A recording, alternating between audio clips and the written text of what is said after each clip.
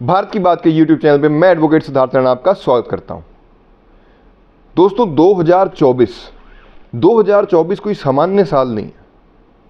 अब आपको लगेगा सामान्य इसलिए नहीं है क्योंकि रामलला पधार रहे हैं, वो तो एक बहुत बड़ी घटना है। उसका इंतजार तो बहुत वर्षों से हम सब सनातनी भाई जितने भी पूरे विश्व में रह रहे हैं सभी इंतजार कर रहे थे कि रामलला कब आएंगे। उस नज़रिए से तो बहुत बड़ा साल है ही, साथ ही साथ चुनावी दृष्टि से भी 2024 बहुत बड़ा साल है। 64 देशों के 64 कंट्रीज़ में इस साल इलेक्शन होने जा रहा है। लगभग 400 करोड़ लोग अपना मतदान करेंगे, अपनी नई सरकारें चुनने में अपनी भूमिका निभाएंगे। बड़े बड़े देशों में चुनाव है, अमेरिका, रशिया, यूके, यूक्रेन, अन्य भी बहुत से देशों में। अमेरिका की अगर हम बात करें तो अमेरिका में ऐसा लग रहा है भाई ये जो चुनाव है ये दो बुजुर्गों के बीच में हो रहा। एक बाइडन जो कि 81 साल के हैं, 81 ईयर्स के, और दूसरा ट्रंप जो 77 ईयर्स के हैं।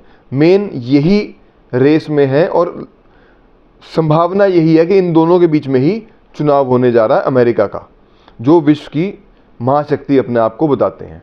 फिर हम बात करते हैं कि जो सबसे खर्चीला चुनाव है, सबसे एक्सपेंसिव चुनाव, आम राय ये लगती है कि भाई भारत का जो इलेक्शन है वो सबसे ज़्यादा एक्सपेंसिव है, क्योंकि बड़ी बड़ी रैलियाँ, बड़ी बड़ी सभाएं, और फिर किस प्रकार से वोटों को खरीदने बेचने का जो एक सिस्टम चलता है वो भी एक बड़ा अनफॉर्चुनेट है, लेकिन वो सच्चाई है। उसके बावजूद भी भारत का जो इलेक्शन है वो सबसे खर्चीला नहीं है। अमेरिका का इलेक्शन सबसे ज़्यादा भ्रामक और सबसे ज़्यादा खर्चीला है। सबसे ज़्यादा एक्सपेंडिचर जो है वो अमेरिका के विज्ञापनों पे, अलग अलग जो उनकी सोशल मीडिया के थ्रू जो चुनाव अभियान चलाया जाता है उस पे किया जाता है। 64 देशों के इलेक्शंस के बीच में सबसे अहम मुद्दा क्या है? वो उनकी अपनी सरकारें नहीं है। सबसे अहम मुद्दा है भारत का 2024 का चुनाव, क्योंकि भारत का जो चुनाव है वो पूरे विश्व की एक रूपरेखा तय करेगा। भारत विश्व गुरु बनता जा रहा है और पूरा विश्व इसको मानने लगा, स्वीकार करने लगा। लेकिन कुछ दुश्मन देश के अंदर बैठे हैं, कुछ दुश्मन देश के बाहर है, जो ये चीज़ देख के बर्दाश्त नहीं कर पा रहे कि किस तरह आदरणीय प्रधानमंत्री श्री नरेंद्र मोदी जी की अगुवाई में जो सरकार चल रही है, भारत का जिस प्रकार से उदय हो रहा है वो नहीं होना चाहिए। उसे रोकने के लिए जो ताकतें काम कर रही हैं वो बहुत ज़्यादा बेचैन है। तो इसी करके भारत का जो इलेक्शन है वो बहुत ज़्यादा 2024 का जो इलेक्शन है वो पूरे विश्व की एक रूपरेखा तय करेगा। नए जियोपॉलिटिकल जो एक रिलेशंस हैं, एक जो पलड़ा बनेगा कि कौन सी कंट्रीज़ किस साइड बैठेंगी, और भारत की जो भूमिका है वो बहुत मेन उसमें रहने वाली है। भारत का जो चुनाव है वो मुख्यतः बहुत सारी चीज़ों पर डिपेंड करता है, लेकिन जो इस 2024 के चुनाव में मेन बदलाव है वो भी बहुत अहम है। उसमें कुछ चीज़ें जो देखने को आई हैं वो है महिला वोटर्स की बढ़ती संख्या। अगर हम 1962 की बात करें तो महिला और पुरुष की जो बीच का जो वोटिंग परसेंटेज का जो गैप था वो लगभग आंकड़ों की बात करें तो 17% था। फिर 2019 आते आते ये 11% हो गया, और 2019 से लेके अब तक जो राज्यों के चुनाव हुए हैं भारतवर्ष में, जो स्टेट इलेक्शंस हुए हैं, उनमें महिलाएं कुछ जगह पुरुषों से आगे निकल चुकी हैं।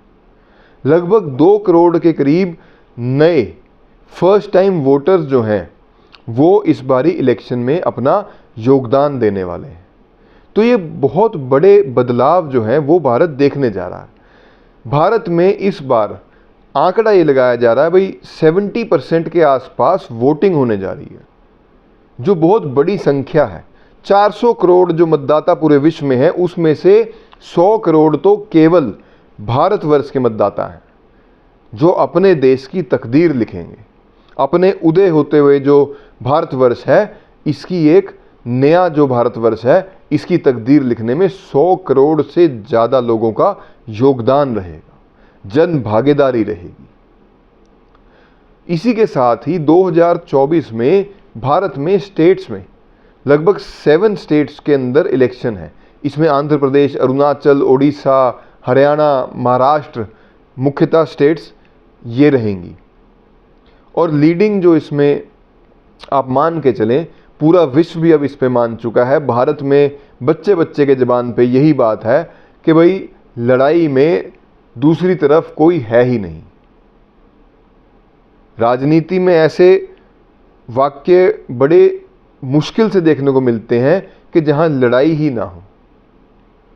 एक तरफ भारतीय जनता पार्टी अपने पूरे दल बल के साथ मोदी जी के नेतृत्व में चुनाव लड़ने जा रही है, और दूसरी तरफ 28-27 गठबंधन जो हैं, जो छोटी बड़ी पार्टियां हैं, वो एक साथ होने का, आप ये कह लीजिए एक साथ होके लड़ाई में वो टिक सकें ऐसा दिखाने के लिए लगी हुई है।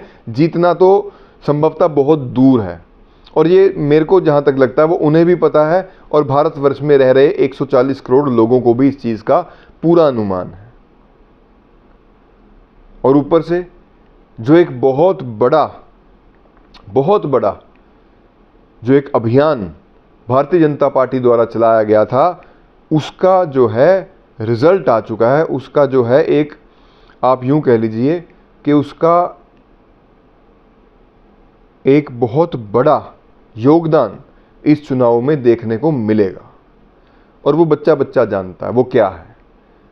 वो है राम जन्मभूमि आंदोलन से लेके मंदिर की प्राण प्रतिष्ठा तक का सफर। इसके ऊपर डिटेल में फिर किस दिन चर्चा करेंगे, लेकिन आज के वीडियो में इतना ही। वीडियो आपको कैसा लगा कमेंट बॉक्स में ज़रूर बताइएगा। और जो मेरे साथी मेरे भाई नए हैं, आपसे हाथ जोड़ के अनुरोध है, चैनल को शेयर करें, सब्सक्राइब करें या लाइक करें या ना करें, लेकिन कमेंट बॉक्स में जय श्री राम ज़रूर लिखें साथियों।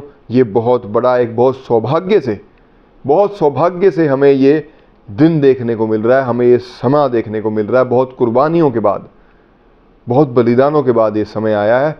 तो कमेंट बॉक्स में जय श्री राम लिख के अपने भाई को सपोर्ट करें। आपका बहुत बहुत धन्यवाद। भारत माता की जय। वंदे मातरम।